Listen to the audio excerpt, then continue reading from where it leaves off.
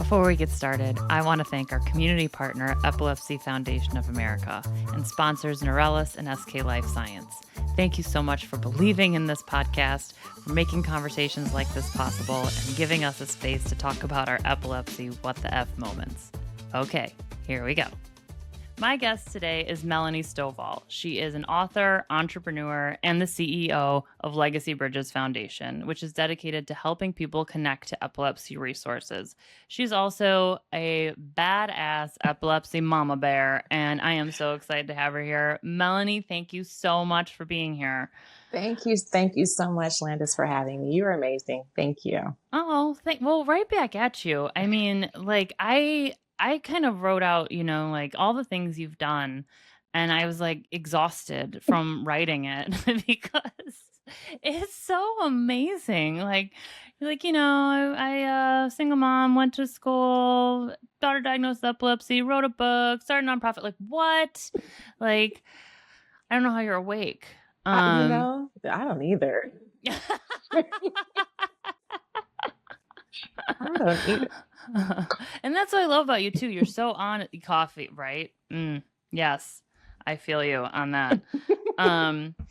But I love your honesty and I love your candor and I love you being so open about, you and your daughter's journey through this epilepsy hellscape, and also, and how initially it wasn't that way. It was a little bit more private. Mm-hmm. So I was just wondering, we could start maybe there, like, because for a while, and you told me this before, and it's why your book is under a pen name, where that came from to kind of just keep things close, rather than announce it. Yeah. I think a lot of us in the epilepsy world, and maybe in any medical diagnoses, just kind of feel not ashamed, but just kind of afraid to share. We feel very private going through this journey, like nobody's going to understand. We feel very isolated and alone.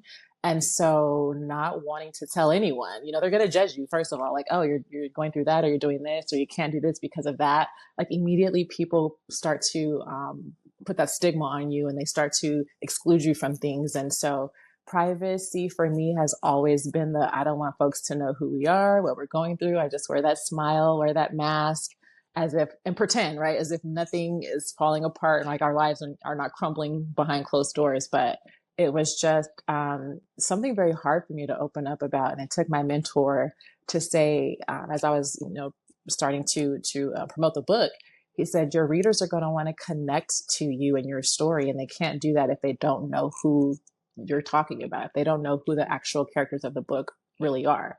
So it took a long time for me to be like, okay, I'll tell the world who we really are. Yeah, totally. Yeah. I mean, that is so true when you're just like, I don't want the negative consequences of sharing this thing because there's so many. Mm-hmm. And the weird flip side is that there's so many positive consequences of sharing it as well. Yeah. But it is getting over that hurdle. Like I remember going through it too. I remember like on Twitter, I would use Twitter as like my support group and just do hashtag seizures and see what people were saying.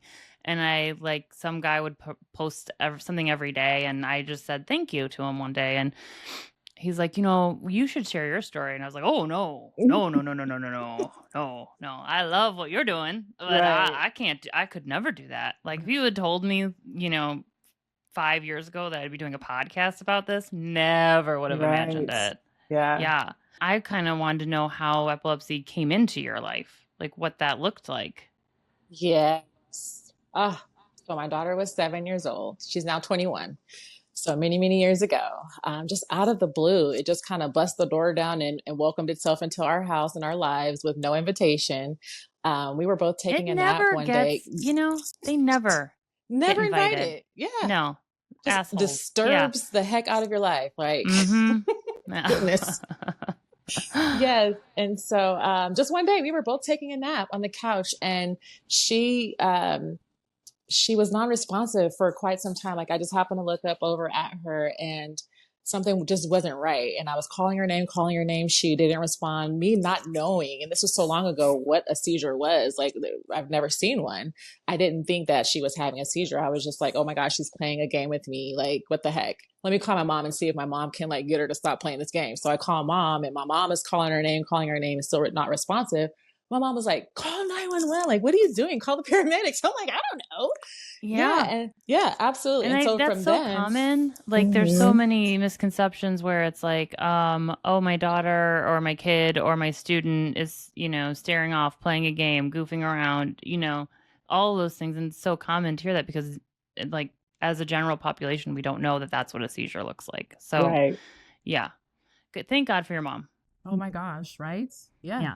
It's insane. And even thinking back to that day, like how much time passed from the time that like she actually had the seizure, because I didn't see her shaking. Like she wasn't she wasn't having like a drop seizure. She wasn't having the grand mal. Like it was just, she was non-responsive at that moment. So I'm like, how much of the seizure did she actually have that I didn't see?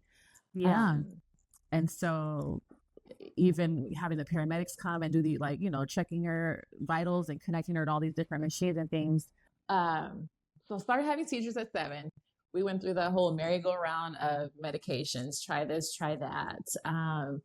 And for a long time found out that medications didn't work for her. And she has like one of those epilepsies that just medications does not help, And so we tried the VNS, nothing, still kept having seizures. And then 2017, doctors say, okay, let's try the surgery, like maybe she'd be a great candidate for the surgery.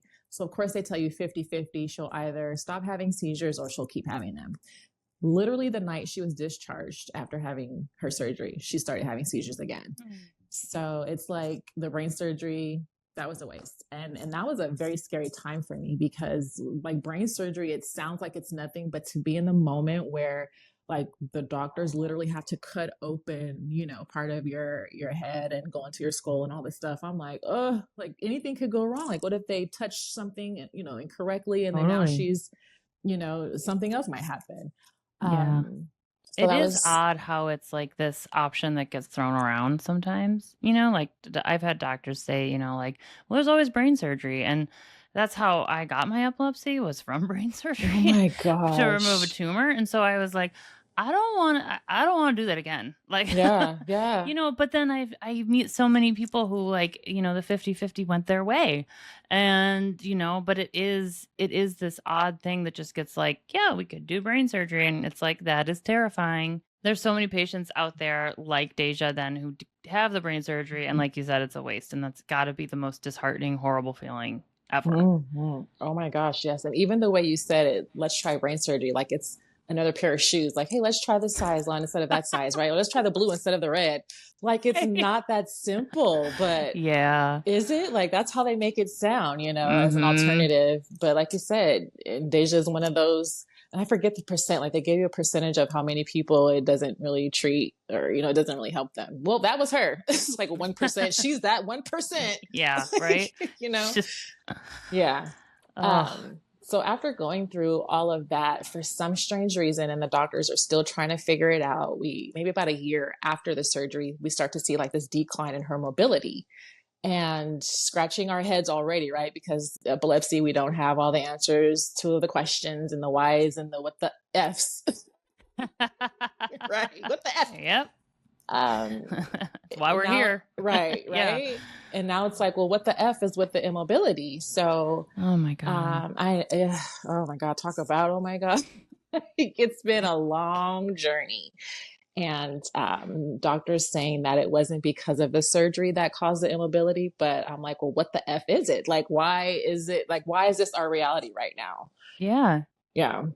And what did they ever figure it out, or were they just like, we don't know? Yeah. And so now we're still in that whole stage of testing, and is it genetic? And essentially that's what they're even saying about her epilepsy, because there are no triggers. There's not specific things that cause her seizures. They still can't pinpoint and say it's because of this issue or because of that, factor. And so with that, it's really hard to treat her seizures. Although now we're in a stage of she's not really having that many. We would Okay. see them the week before the menstrual, but before it was all over the place. It'd be 100 here, it'd be 35 there, it'd be none on this day. It was just a really inconsistent type of situation. So we're at a place now though where they're more controlled. Okay. Which, Yeah. is one of those things you're like, I'm glad, but there's still seizures and they're still fucking happening. Like, I wish they Right. weren't. Yeah, Right. Right. totally. And on top of that, Um, now feeling like trying to understand the whole immobility and now we're in a situation where life looks a lot different. So life already looked different for us, but yeah. now it looks completely different. And when you say mobility, what do you mean by that? Yeah. So, and just to kind of describe in the very beginning, she would stop and just say, my legs hurt. I need to take a moment. My legs hurt. So for us, that was the aura. So she would get an aura in the beginning and she would feel the sensation in her leg. And so it very interesting. She'd feel like this tingling sensation. So she would say, I need to stop. And so anytime we would hear her say, I need to stop, we knew a seizure was coming or she would feel like something's about to happen. So we would always like put her in a seat somewhere safe because she would have like the drop attack seizures back then. So to make sure that she was nice and in a safe space. And then, so gradually, so like if we're at the grocery store, if we're at the mall, I would have to put her in a shopping cart to prevent her from falling to the floor and having a seizure. But so something just with the legs, so something just continuously, she would have problems with her legs until that brain surgery and afterwards. So just like how we can get up and go to the restroom, we can get up and do things without even thinking about it. She can't, like her lower extremities don't work and function like they would if she was at her full capacity at 100%. And so there's some Wow. type of disconnection, right, from the brain saying, hey, leg, get up and walk. So what is that disconnection? We don't know. Can we go back and reverse the surgeries? Doctors are saying, no, we can't do that. So I'm like, well, what is it then? What the Yeah. hell?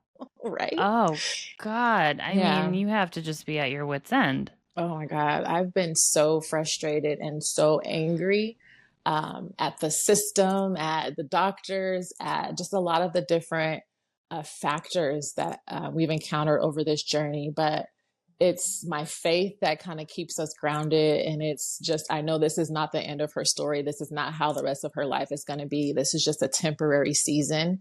And we're going to get through it. And connecting and partnering and just having those great relationships with other people really help us also to push forward and connect with other people who are going through similar situations.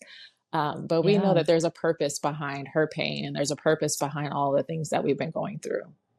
Wow. Wow. That's just a very, like, I can't find the right adjective. All I can come up with is well-rounded, but it's just it's a very whole answer. It's Yeah. like, this is awful. This sucks. We are frustrated, but we know that this is, like the hope is still there. The faith is still there. And both those things are just sometimes hard to keep, keep holding on to and Yeah. looking onto. So I have a question though about like when, in retrospect, because you say this, feels like a long time ago, just because it is, and what you've been through. Like, I feel like even, if it hadn't been an amount of years a long time ago, it just feels like a lifetime. Like that's a century, the story. But is there something you wish you had known when you started this, or at some point during this journey where you're like, you just look back, you're like, God, I wish I had known that at the time. OMG, yes. There's so many things, Landis, because academically she suffered tremendously. The school system kicked her out. They forced her into homeschooling because they didn't want to deal with her seizures. And back then, Is that they legal? didn't have, it's not, it's really not. But Oh back my then God. there wasn't enough, I guess, information about epilepsy and seizures and how to keep the kids on campus and just, adjust their curriculum or accommodate their needs type of thing. Yeah. But the fact of that, it took years for somebody to come along and say, hey, you need an advocate for your daughter. Hey, you need an IEP. I didn't know all of these things. And as a parent, I'm absorbing whatever they say, right? So we're having, Right. whatever the teachers or the staff, the administrators, whatever they say, I took as, that's Bible, right? Like that's the information that they say, okay, I'm going to run with it. but never ever did anyone say you should have an IEP for your daughter. Wow. She missed a lot of school because of her seizures. She was out a lot. The nurse, literally every time she had a seizure, the nurse, ring, ring, ring, she had another one come pick her up. What do you mean? Like, can you just let her rest in the nurse's office for a moment and then send her back to class?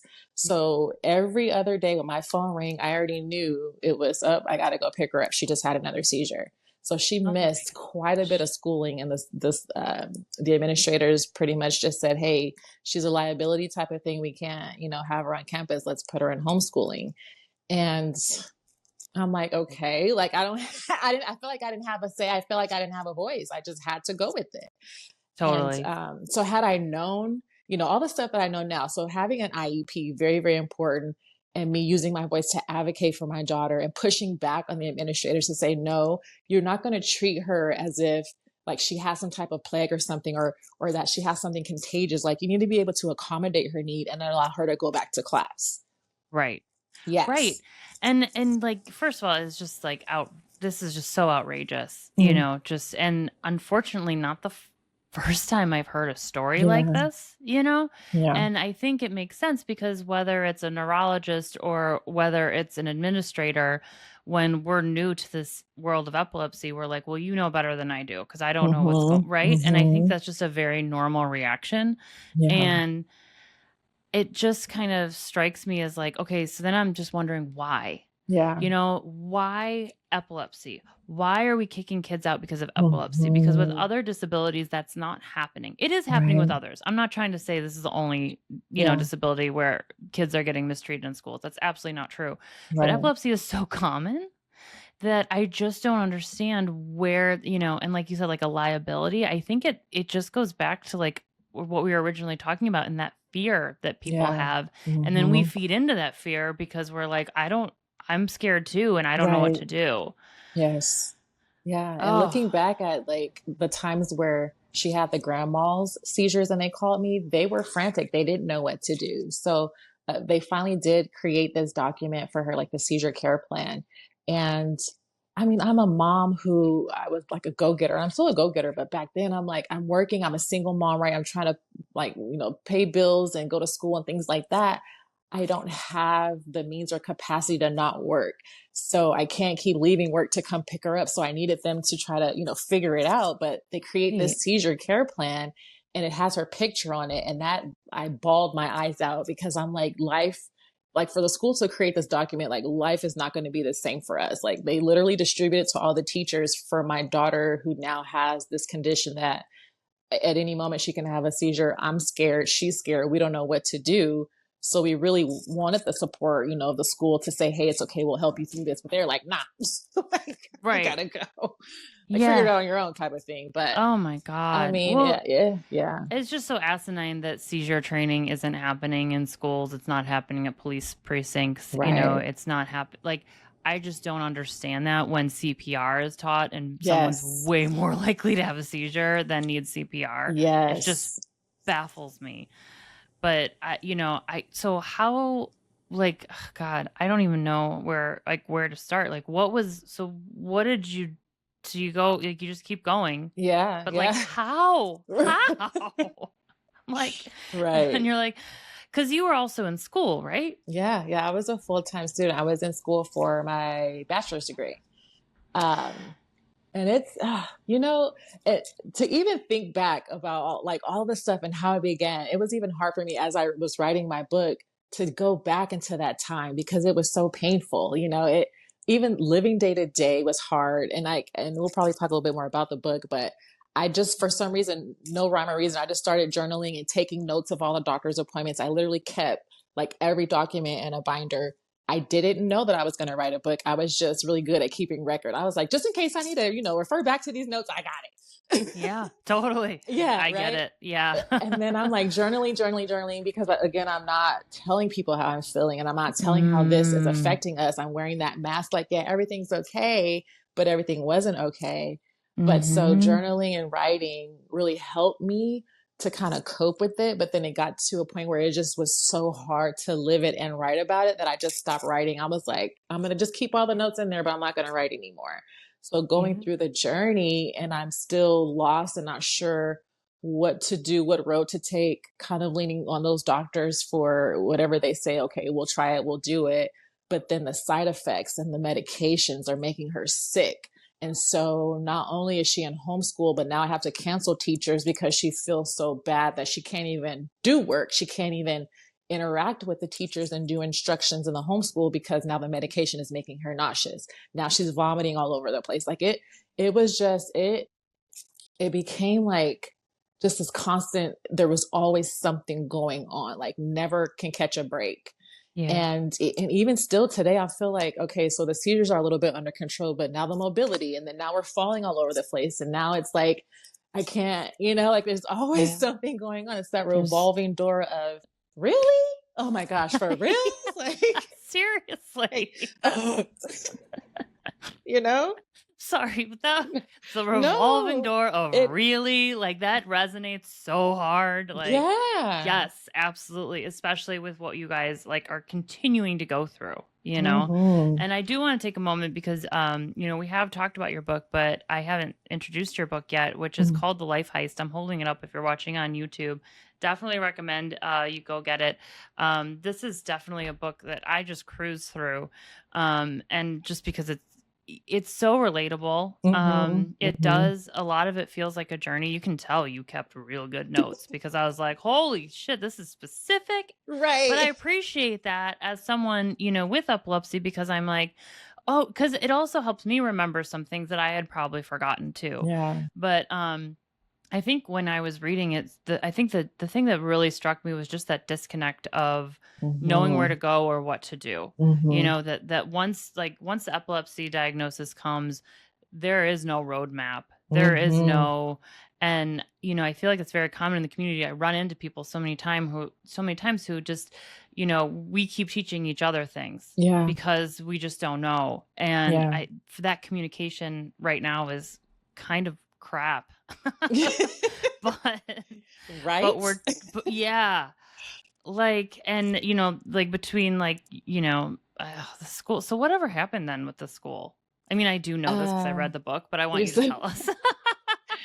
And I even tried more recently in recent years to seek legal counsel because I felt like they really did her inappropriately. And of course, lawyers are like, oh yeah, but the statute of limitations. And I'm like, rats.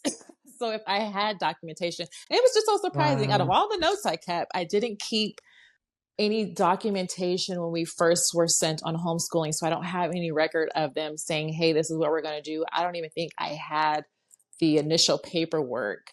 You probably burned it because you were so pissed. I was like, I hate this.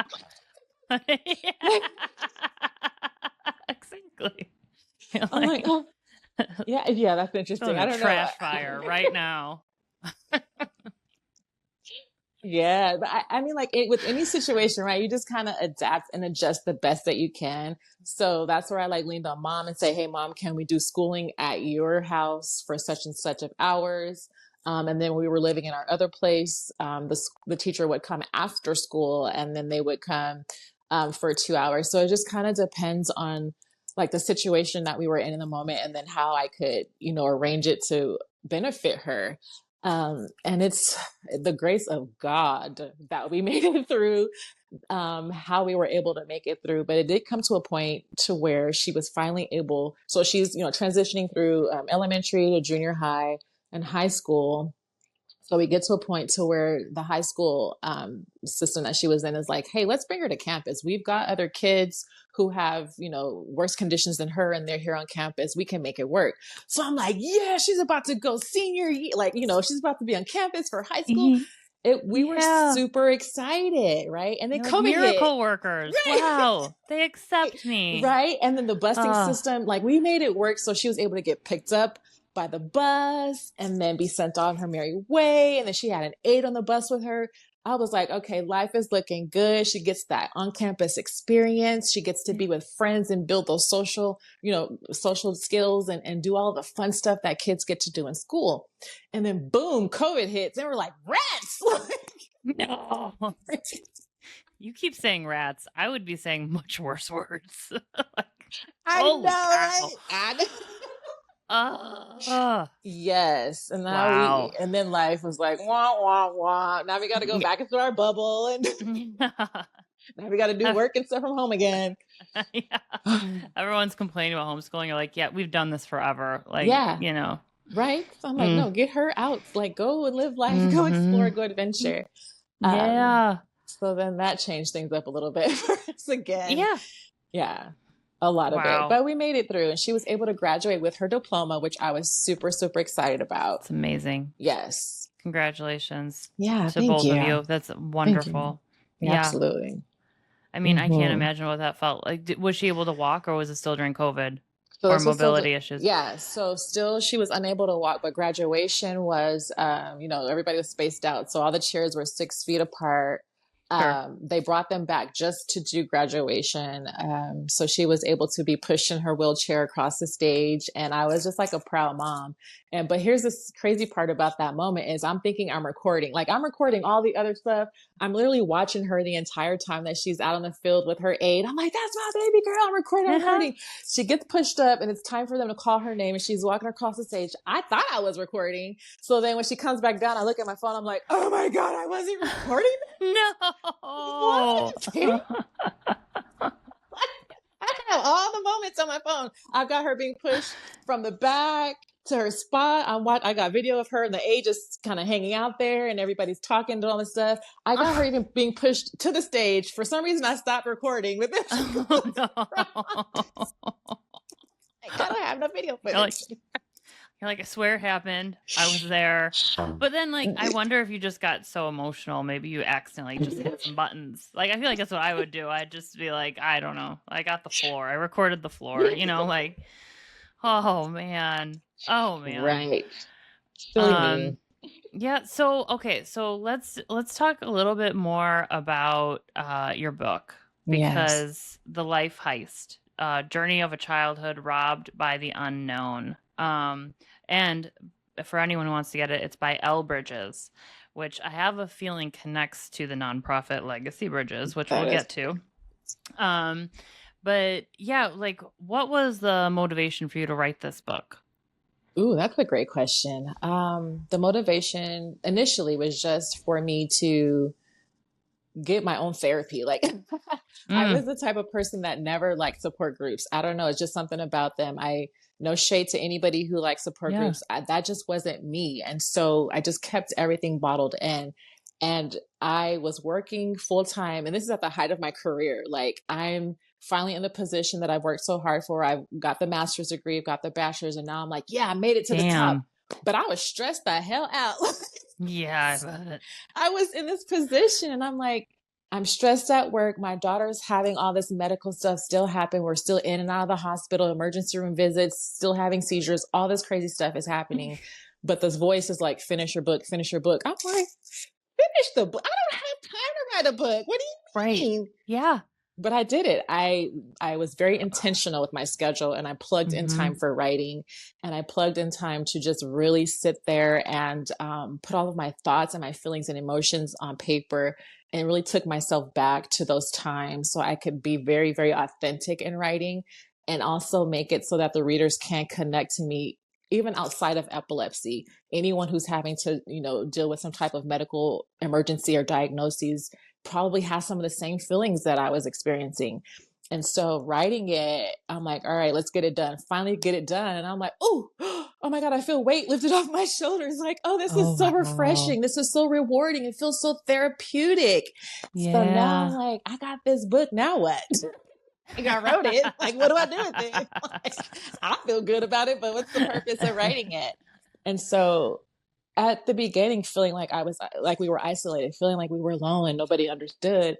While writing, I found that that's where there's so many people out there. There's thousands, there's millions of people who understand this journey. And I'm like, okay, now what do we do with this? Now that we know that there's other people out there hurting, now that we know that there's people living this crazy life behind closed doors and they're not talking about it, they're not sharing, they're not connecting. And most importantly, they're not getting resource and access to those things that can help life be a little bit easier, on the journey. Now it's time for us to build that space where we can connect, build that space where other people who understand the journey can say, oh my God, girl, I see you, I hear you, and I know you are not alone. I'm here. We going through the same thing. Let's go through it together.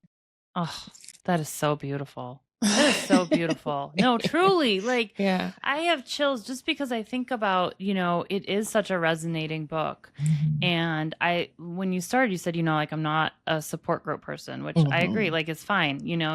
There's no right or wrong when it comes to whatever, try mental health help you're getting. Yeah. But it does have the same, I feel like, connection as a support group because it's so relatable. And I feel like other caretakers out there who maybe feel the same way, who maybe like, support group thing, no, not my thing. But like this book kind of is like a support group because it's just relating. Yeah. And I think that's just a very cool thing that you were like, I'm going to set out time. I'm just going to do it. And here we go. And so, okay. So then, you've got this book out. And also, can we talk about how that ties into your nonprofit, the Legacy Bridges Foundation? Yeah, absolutely. So I finished the book and feeling like, now what do we do? And I connected with a former teacher of my English teacher from like 7th grade. So I was just calling him just to say, hey, how you doing? I wrote a book, check it out. That's so sweet. Yeah. And it's amazing. Like, this guy is so awesome. Shout out to Mr. Morrow. Shout out to Mr. Morrow. And so with all of his experience in nonprofit space, him also being a published author and has a publishing company, me just wanted to check in. He said, you should start a nonprofit. I was like, what? So say what? Huh? What are you talking about? And similar to you, like how you said, if somebody had told you 5 years ago that would be your life today, you wouldn't believe them. That was me. I mean, I went to school for business administration, business management, knew I wanted to be an entrepreneur, just wasn't sure what field that was going to be. Never saw myself leaving the career that leaving the almost 6-figure salary, leaving this corporate America position to come and start a nonprofit and connect, in a different level with other folks. And I've got a lot of customer service experience. I love, connecting with people, making their day a little bit better, even with just a greeting or a smile. But never thought it'd be on this personal level where I'm now I'm in your life, I'm in your business. Now I know, I know what medication some people are on. I know what their day-to-day life looks like, because that's what we do. We do life with people, right? Like, we don't want to just be an organization that you come to support group. Okay, we'll see you next Wednesday for the next session. No, we want to do life with you. We want to go and support you at some of your events. We want to invite you out. We want people to come out from behind the shadows and like, let's go have some fun. Let's do life. Yeah, life looks a little different. It looks a little different with some limitations, but we can still live life to the best that we can. And that's what we want people to do, is just to understand that it is okay. You're not alone. Let's do life and let's have fun. Life is short. It is so short. And so it's about time that we just put all that stuff to the side and say, hey, let's have a ball. Yeah, I love that. I absolutely love that. Because there's because there's so much in there into what you just said, about connecting with others, knowing you're not alone. Like, some of the medications people are on and stuff, we're living together, we are doing this, but also, having fun, because I think sometimes when we get caught up in the epilepsy game, having fun sometimes takes like not only a backseat, but it's like in the trunk. It's like not even, you left it behind on the side of the road. It's like, because the priority of it just becomes so low because surviving is the top priority. And it's hard to integrate fun into that. So I really appreciate that, because I think that's something that is so needed for everyone in this community. Absolutely. And so why the name Legacy Bridges? That's another great question. And for the book title, even I struggled with titles. I have like a whole 2 pages of just like ideas I would jot down, a thought, a name, I would write it down. And so the connection for me was the bridge. Like, what does a bridge do? A bridge connects, point A to point B. And so I felt like that's what I wanted the legacy bridges. We wanted to stand for something that is all about that connection, whether it be to resources, whether it be to people, whether it be to just a better quality of life. We just wanted to bridge that gap. And then legacy is just something I've always wanted to leave a legacy for my family at any capacity. And I didn't realize like that this would be that legacy, but essentially it was all about that. And how would I leave a legacy? And I thought, let's just bridge those things together. I love that. That's really beautiful. And then the bridge being like a very solid foundation. It's a very strong structure.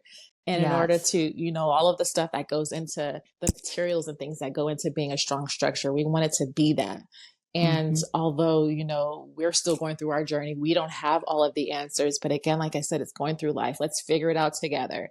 And so for the name of the book, even The Life Heist, I was like, help me, somebody, with the title, because I don't know. But essentially, her life was robbed. I feel like her childhood and so many others, when you have a medical diagnosis or whatever, at sometimes the life just, you get snatched up really quick and life, it just automatically changes. And sometimes, and I think even the beginning of the book, I'll say, or I've said that, like, you just imagine for a moment, you're relaxing and you're in this serene, you're in this comfortable place. And that's where life was for us. I was, in this career, things were great. We were okay. And then boom, just automatically something interrupts it to change it. And that's what epilepsy was. And then it hijacked the rest of our lives. And so that's where that heist part comes in. And I feel like it's a very strong, it catches the attention of the reader, The Life Heist, right? Well, it does. First of all, it's a great title. It's a great title for a few reasons. One, yes, it's like super captivating, super like, what? Life Heist? What? And then once you know what it's about, you're like, yep, that is it. Right? It's a life heist. Yes, because I really appreciate that, because it's something that is hard to explain to people who are outside the epilepsy community, who don't understand epilepsy, and that's fine, But trying to explain for me, and I was very fortunate to have a childhood without epilepsy. But I also built a life, and then at 32, it was just flipped upside down, and that's the only way I know how to explain it. But the heist, I feel like, is a little bit more accurate, because it's just like, remember that old life you had? Whoop, bye. Right? Yeah, we're not going to see that anymore. And I just feel like that, that's just something that, because sometimes this is a long thought process. Let's see if I can hang on to it. So there's a disconnect. Sometimes there's a disconnect between caretakers and people living with epilepsy, right? And that's okay, because we're not having the same experience. We are in it, but we are not having the same experience. But I feel like when it comes to the life heist, that's something that we can all feel like, yes, we all feel that sort of thing. And I think that that's what you're really good at, is hitting those notes that hit the community in multiple ways. And I just really appreciate it. Thank you. Thank you so much. And that's one of the messages that I try to relay, so people just don't automatically try to ignore, epilepsy, I don't have time for it. I don't know anyone. But you may know someone who's dealing with a medical diagnosis, and that unexpectedly interrupted their life. And then now the family is affected. It's just not the one person who's living with it. It's everyone that is in their circle. And sometimes you go to the doctor, here's your medical diagnosis, take these medications, and we'll see you in 6 months or 3 months. But then now life looks different. So when you leave the doctor's office, well, now education, your academics look different. Now work life looks different. Now home life, socially, all these things change. And that's something we can all relate to, just outside of epilepsy, but anyone, right, living with that medical diagnosis. There's so many different elements to life that now look different because of this new thing that has interrupted and kind of heist your life, right? It's taken over. Yeah, totally. Yeah, absolutely. Right? Yeah, absolutely. It's okay. So how is your heisty doing now? How is your girl? Because I hear she's following in her mama's footsteps and is a little bit of an entrepreneur of her own. She is. And just to even share a little bit more about her childhood, because that's one thing I didn't mention with the heist part, is as kids, you learn ride a bike, you're outside playing with your friends, you're spending the night, you're going places, you're doing all these fun things that kids do. as kids, they're very naive to stuff. So they're not worried about anything. But Right. my daughter didn't get that experience. Yeah, before she started having seizures, she was able to ride a bike. Swimming was one of her favorite sports. She loved swimming. But then seizures came along and then it kind of took all of that away. So it heisted the activities that she used to love to do.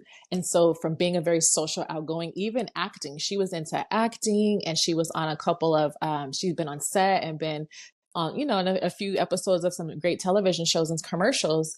But then at the start of that, and thinking we're about to now take off and she'd be on Disney and all these other, great networks, that just being snatched away from her to now being in this isolated space at home with, the walls, her toys, and the television. And there's only so much of that kids can take before they start to lose their mind, because they can't do it, by themselves forever. They want friends and they want, everyone to have fun with them.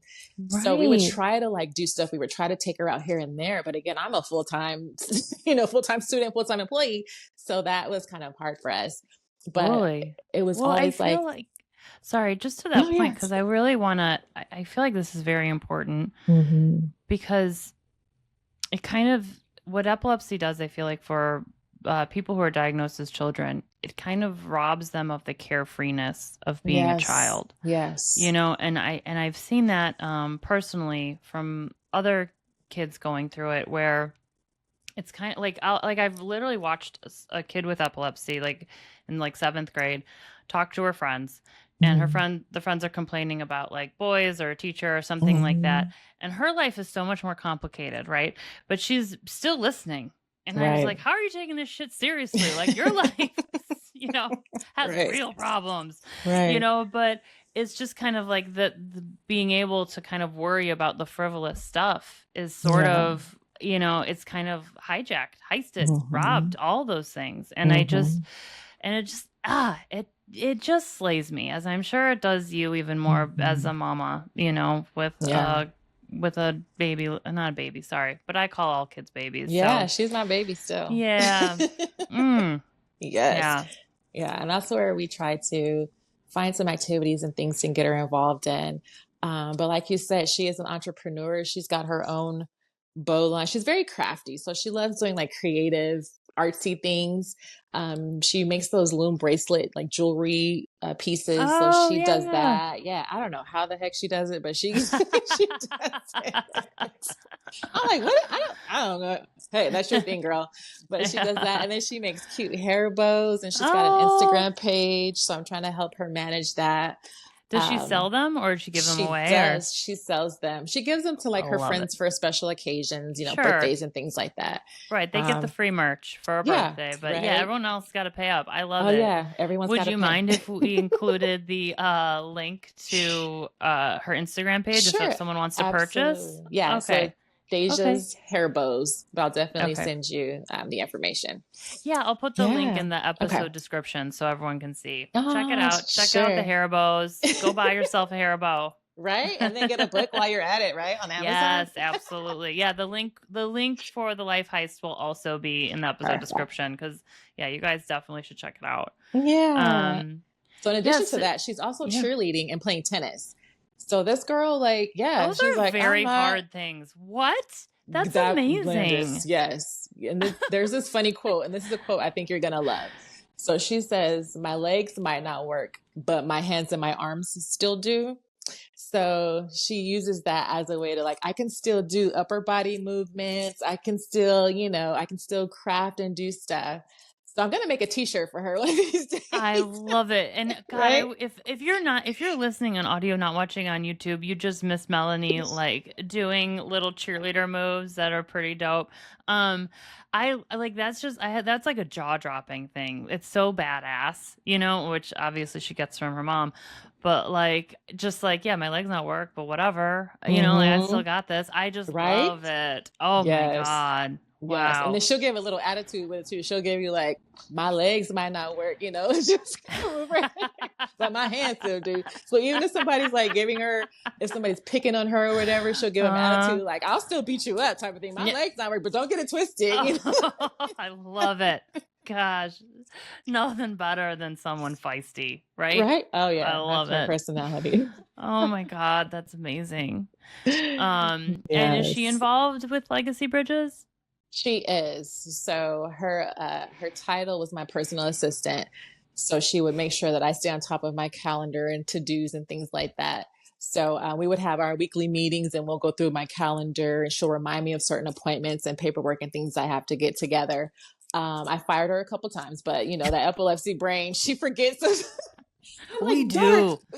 We do forget. I was like, you rely on her to keep your appointments? Like, oh, whew, Or I she couldn't do sleeps. that. She sleeps on the job. You know, the medication causes Yeah. her to be Oh, sleepy, yeah. so she sleeps on the job half of the time. Good for her. Yep, those are accommodations. Those are legal accommodations. So I love it. Right. But what I try to do is tap into what she can do and not focus on what she can't do. So giving her things I know she can do, and then also trying to assign her tasks that'll stretch her skill sets a little bit. Because I don't want her to get into a space to where she relies on me so much. Because being immobile, I literally have to be like her legs. I have to go and do and get and this and that. And so I try to make it so that way, okay, here's your workspace. Let's get it cleaned up, first of all, because it's a hot mess. Let's get it nice and clean and organized. And then here are some things that you can do. So I'll, you know, gather all of the materials that she needs. And if it's stapling papers, if it's taking notes for me, listen to this video, take some notes, you know, read through this for me, Awesome. or, you know, come up with some great ideas. She's created a list of some things that I need to do for our upcoming event in October. So she's very, very helpful. She loves That's being very awesome. helpful. Oh, And I she loves love that. connecting with other people too. Oh, Yeah. yeah. She is literally like your spitting image, mini you. Like connecting with other people, you know, a little Yeah. feisty, you know, like a little, you're like, I love it. You know, entrepreneur. Got all Right. these skills we didn't know with making bracelets and bows. I love Right. it. Yeah. So It's can pretty you awesome. tell us a little bit more about the October event? Yes, absolutely. So at Legacy Bridges Foundation, we like to host like large community outreach events, health fairs, just so that way we get people out of the house and say, hey, come have fun, get some free stuff. But then B, just expose folks to the other resources and things that are available. And it's a great way for us to share the messaging of seizure first aid protocols, and just so folks know, you know, and like you mentioned, everybody knows CPR, everybody's got that, and you hardly ever have to use that training at all, even at, you know, once in your lifetime. But Right. seizure first aid information you should know, and keep that also in your back pocket. So we definitely always like to get out and share what those steps look like when we're out in the community, because 1 in 10, you know, may have a seizure in their lifetime. And it's so interesting, in the very beginning, people would walk by, oh, I don't know anybody who has epilepsy, I don't need to hear your messaging. But you may not know anybody now, but in the future, you may come across someone while you're at the grocery store, you're in the classroom, you're in a meeting. Anybody could fall and have a seizure at any moment. What are you going to do to help that person? Because essentially, we're the first responders before the actual first responders arrive. So as a first responder, what can you do to support that individual? Yeah. So we try to make sure we share all of that information and connect people to great resources, and then just have fun.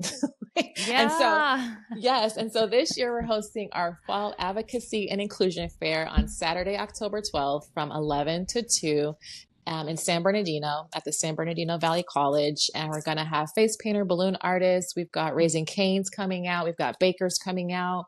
We're going to have a DJ music, lots of vendors, lots of fun. So we want everyone to get signed up to join us, and let's just ball out. And you get to wear costumes. It's during Halloween season. So wear your costumes. We're all about inclusiveness. We're all about using our voices and understanding that we have a voice and we can use it, and we can use it constructively to get the things that we need. So we just want to share that messaging. Oh, that's so beautiful. That's Thank so you. awesome. What a fun thing. I love it. You know, let's build some bridges and have some fun. Absolutely. I love the way you said that. That's great. I'm going to write that down. Oh, well, thank you. Just came up with it. Doesn't happen very often, so gotta take those wins. Yes. Well, Melanee, before we close out, I want to ask you 3 questions that have nothing to do with what we've been talking about. Oh, great. Yes. Okay. So totally switching. Just like, whew. Number 1, what's your favorite color?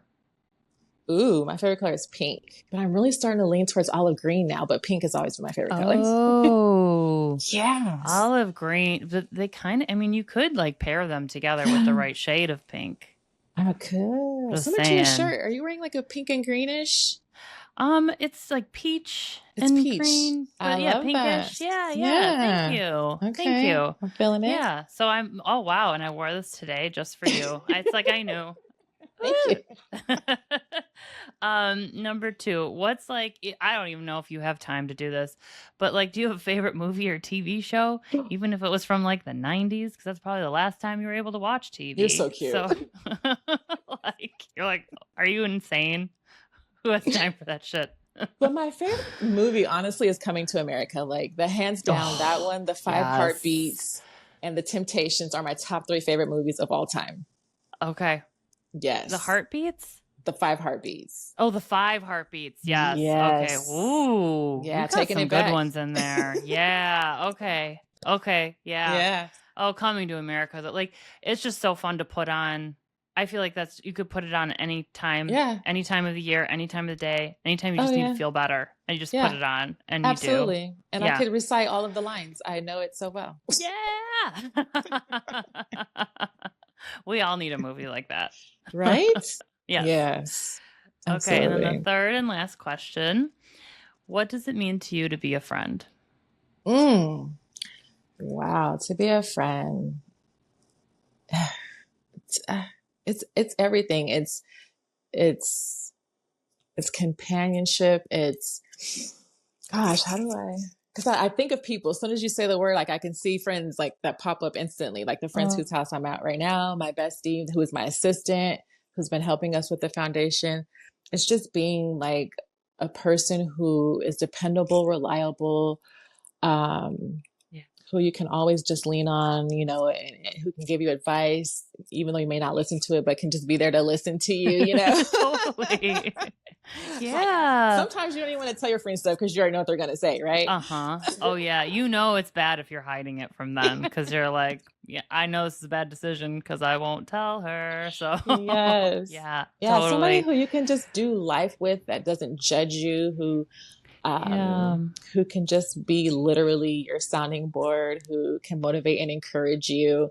I don't know. Kind of like, it sounds like what you're describing is like just that unconditionality. Is that a word? Unconditional. Well, just unconditional. It is today. Yeah. You know, like, I think that's so beautiful to have in a friend, because that's really what a friendship is just being like, whatever you got, even if I don't like it, I still love you. Right. Yes. Who will just love you no matter what.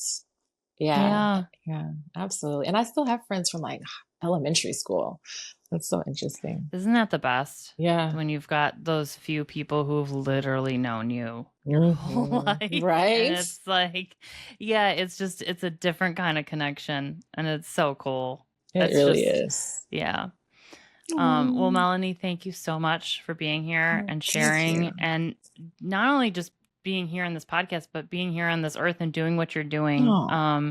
Just really appreciate you, and just like the way you're giving back and the way you're helping connect people to people and to resources and to you, because you're kind of like a little bit of serotonin, just like hanging out. So I appreciate you a lot. Thank you so much. And thank you. Like, this platform that you created is amazing. And all of the lives that you're touching and the people that you're reaching. And I'm speechless. Like, I have no words for the impact that you're making. And you're just creating that space and platform for people to come on, like you say, laugh, cry, cuss, like, what the beep? Oh, there's no beeps here.